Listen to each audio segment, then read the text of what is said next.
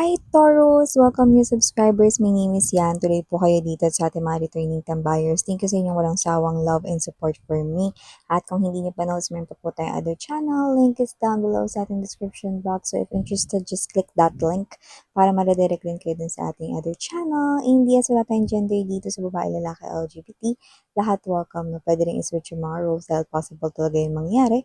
Kasi general reading ito at kung may cross-watchers dito si Taurus at may Taurus placement sa kanilang natal/birth chart, welcome din kayo. So let's go ahead and check these messages right here for ya, Taurus. Archangel Michael, thank you so much. Together with the angel, guys, can we get messages for Taurus? Please, what does Taurus needs to know? Mga mensahe para kay Taurus. Taurus.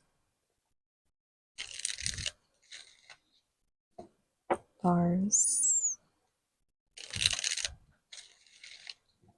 Okay, so let us see what we have here for ya, Taurus. You do have here the energies of Seven of Swords. Nandito din for you, Taurus, ang Seven of Wands, Page of Coins. Could be seeing a lot of number 7. Okay, Tower is here. Yeah, another 7 here. Okay, could be seeing a lot of number 7, 7, kahit tatlong 7 yan, or kahit mag-isang 7. Okay, Ace of Coins. Bottom of the deck, we have the Page of Cups, Knight of Swords, and the Six of Wands energy. So here, Taurus, nakikita ko dito ha, mukhang meron dito na parang bigla na lang rito na parang nawala sa life mo. So ito ay magbabalik ulit. So yung iba, hindi ito tao lang ha. Actually, may mga parang mga situations na magbabalik ulit, no? Parang they will remind themselves, no, sa inyo. Okay? Or may mga gamit na magbabalik, no, na parang kayo to na, tagal mong hindi nakita to, no, tapos yun pala, no. But I'm getting some kind of a silhouette thing, so ito ay posibleng kung gamit man ito, pwedeng natabi to ng iba, or napunta ito sa iba, no, pero ito ay makababalik sa'yo, no, like, pwedeng nag-ayos siya, no, na parang siya ito, na parang nag-general cleaning, na parang, ay, hindi pala akin to, teka nga muna, kay ano pala to, Taurus to eh. Taurus, di ba sa'yo to? Yan o, so may ganong klase ng energy. No? So may pagbabalik rito ng posibleng gamit na matagal mong hindi nakita, pero yung iba, yes, tao. No? Parang bigla na lang mo itong ulit na makikita. No? At yung iba kong tao ito, may pag-uusap. No? Kunwari, isa itong tao na bigla na lang ritong nawala no, sa life mo. Doesn't have to be na ex mo lang yun or whatever, pero yeah, pwede. Pero yung iba, no, possible na matagal mong hindi nakausap, tapos makakausap mo, ulit, no? Yung iba, I'm getting na ito ay online messages, no? Like, through Facebook, Messenger, Instagram, okay? Or kung paano man yan, Viber, email, no? Or could be, text messages, no? Mga ganyan, mga makabagong teknolohiya. So, maliban siya, Taurus, nakita rin ako ng energy dito, ha? Na posibleng meron ditong energy kung saan, maganda to may alok tayo rito na opportunity sa kaperahan, no? At ito ay malaki, pero maaaring magsimula bilang maliit, no? Page of Coins energy, no? To the Ace of Coins. Great start ito for you guys, no? Nakikita ko rito. Isa itong magandang opportunity, no? Kaya lang, yun, bakit may kaya lang, miss yan?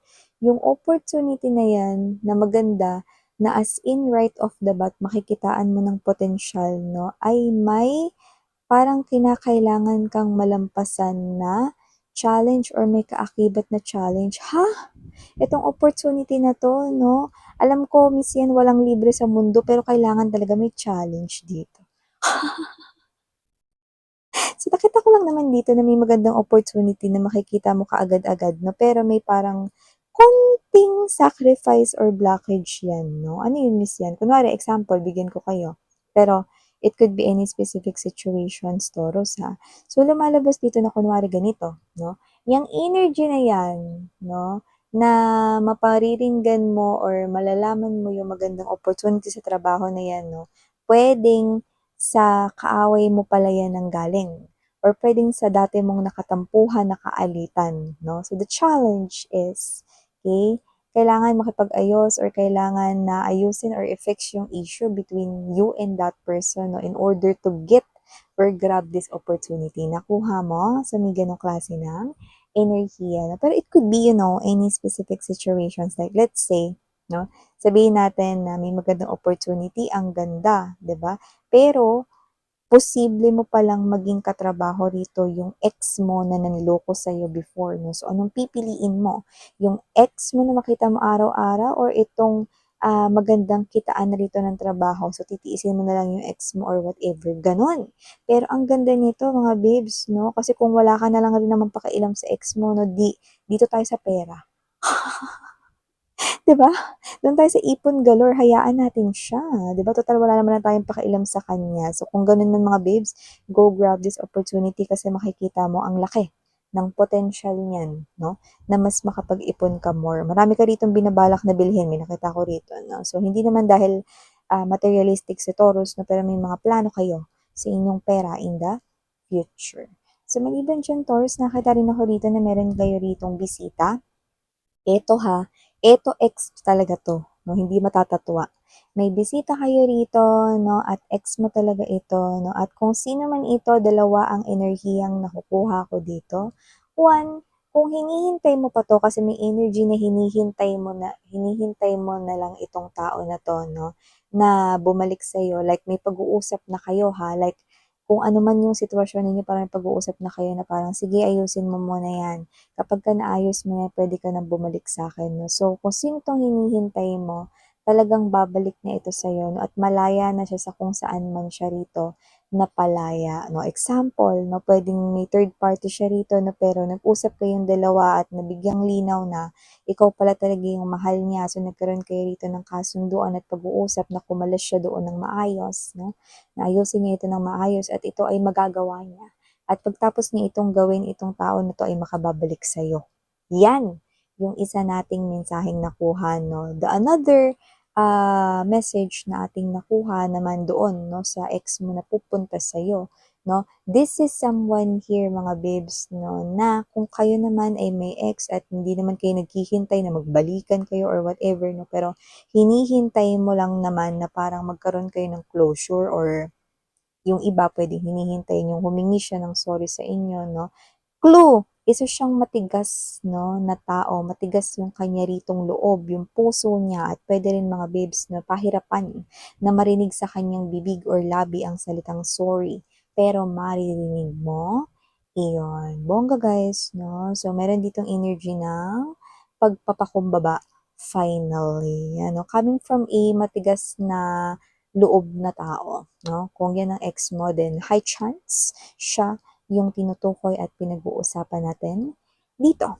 Okay, speaking of tagumpay naman tayo rito 'no, sa larangan ng inyo ritong personal na life, na tagumpay in general sa life, nakakita tayo ng ganyan 'no. So nakita ko dito mga babes 'no, na matagal ka naman ng ganyan, bata ka pa lang actually, naka-align na sa mga planeta, mga bituin 'no, at mga parang mga divine unseen forces 'no. Kumbaga parang nakatadhana na sa'yo na ikaw talaga 'no, ay ipinanganak upang maging masagana at maalwan ang iyong pamumuhay. Pero dahil ikaw ay isang tao at isang human being, ikaw ay hindi exempted sa pagdaan or dadaan ka sa mga pagsubok 'no, at mga parang mga roller coaster 'no, ng mga situations or circumstances sa life na iyong dinil at patuloy mong dinidil 'no. But you're meant to be in this type of energy, Six of Wands right here. No? Meaning to say, this is you, you are meant to step into a different pathway other than